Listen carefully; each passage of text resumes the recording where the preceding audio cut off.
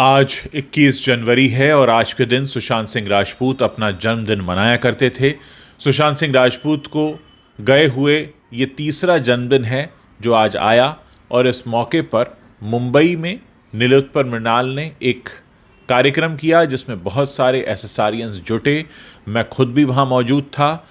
सुशांत को याद किया गया और इस मौके पर एक ऐसा माहौल वहाँ पर बना कि हर कोई भीगी आंखों से, भीगी पलकों के साथ सुशांत को याद कर रहा था, क्योंकि इस कार्यक्रम में सुशांत की बातें हो रही थीं और हर वो शख्स मौजूद था जो अभी भी उनको इंसाफ दिलाने की मांग कर रहा है।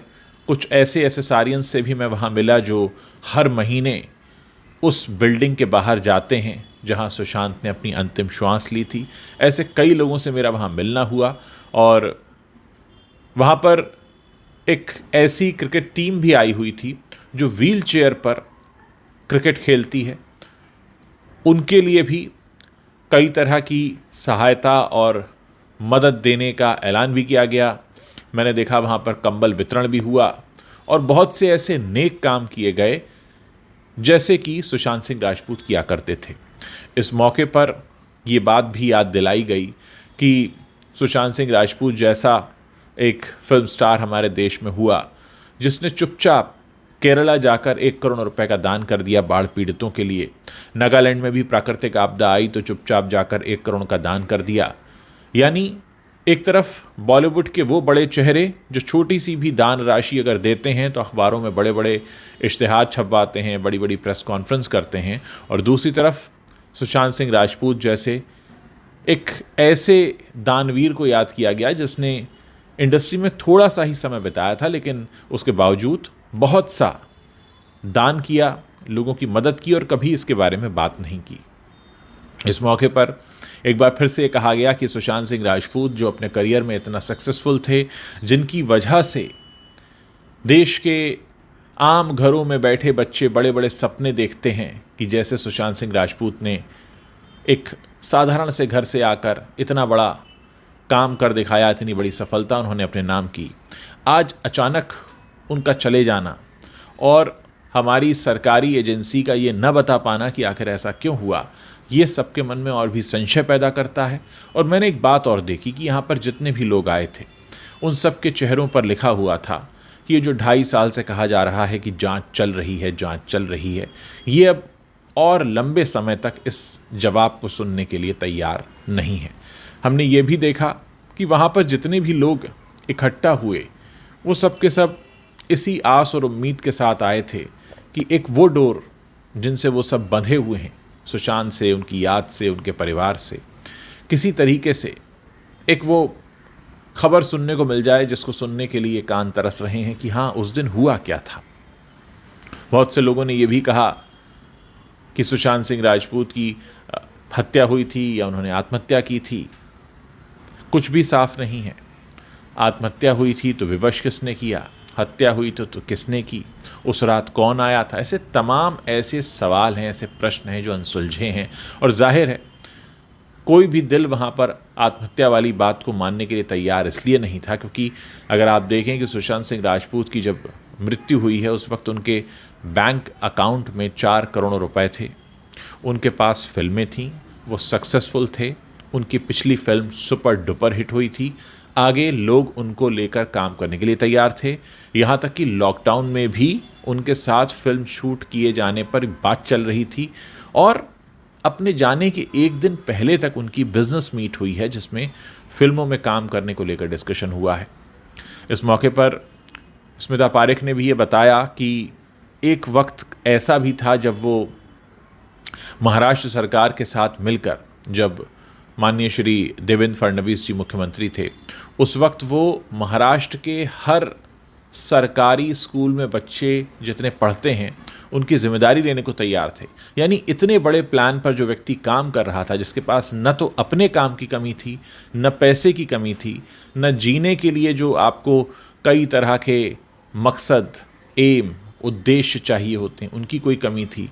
जो व्यक्ति कभी ऑर्गेनिक फार्मिंग करने की बात करता था सारे करियर को छोड़कर, जो कहता था कि महाराष्ट्र में जितने बच्चे स्कूली सरकारी स्कूल में पढ़ते हैं, मैं उनकी जिम्मेदारी लूँगा। जो इस तरह की बात कर रहा हो, जिसके पास खुद के पास फिल्में हो, जिसके इतने बड़े बड़े प्लान्स हों, जिसकी अपनी एक टीम हो जो कि उसके सपनों को पूरा करने के लिए काम कर रही हो, ऐसा शख्स ऐसा निर्णय तो नहीं ले सकता। तो फिर क्या हुआ था और क्यों अभी तक सामने नहीं आया, क्यों अभी तक जांच चल रही है? और इस मौके पर मैंने भी एक प्रश्न ये उठाया कि ऐसा कौन सा वो कमरा है इस दुनिया में जहां बैठकर 4 लोग, 8 लोग, 10 लोग मिलते हैं और इस जांच पर काम कर रहे हैं? क्योंकि जहां घटना हुई, सुशांत सिंह राजपूत का किराए का घर, वो तो अब दोबारा से किराए पर उठ चुका है, यानी वहां तो कोई जांच चल नहीं रही है।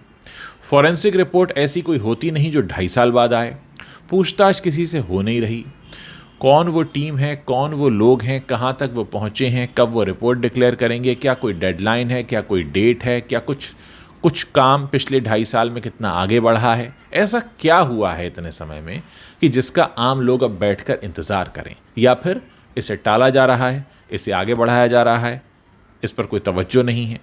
मुझे लगता है कि हिंदुस्तान का ये पहला ऐसा मामला होगा जहां आम लोग इतने समय से न्याय की गुहार लगा रहे हों, लेकिन दूसरी तरफ से कोई आवाज़ नहीं आ रही। और इसकी एक सबसे बड़ी वजह यह भी है कि एक बिल्कुल आम और साधारण घर से निकल कर आया एक बच्चा जब इतने बड़े स्तर पर कामयाबी हासिल करता है तो जाहिर है बहुत सी आंखों में खटकता भी है।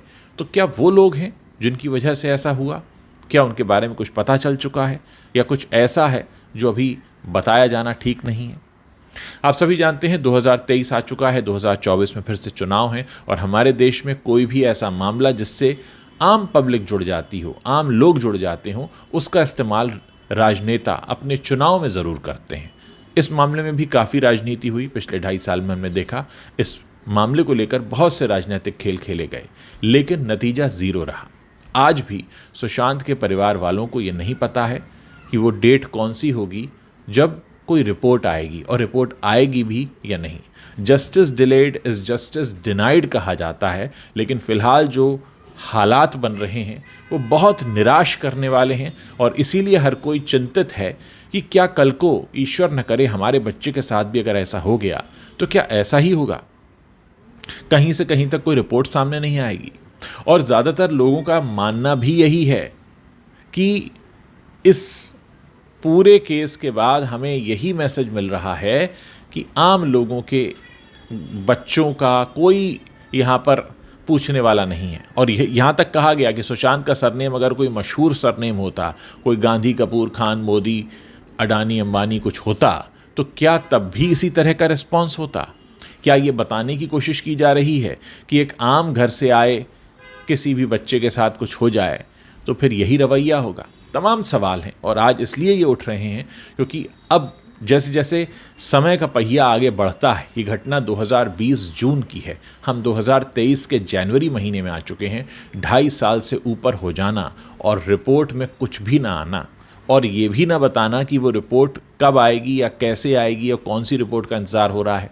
इस मामले में मेडिकल रिपोर्ट में भी कई तरह के ऊंच नीच सामने आए थे, आप सभी लोगों ने मेरे प्लेटफॉर्म पर भी देखा होगा। तो ये सारी बातें इस तरफ इशारा करती हैं कि ये जो पूरा मामला है ये अभी तक बस यूं ही चल रहा है। और यही बताने के लिए बहुत सारे लोग आज इकट्ठा हुए।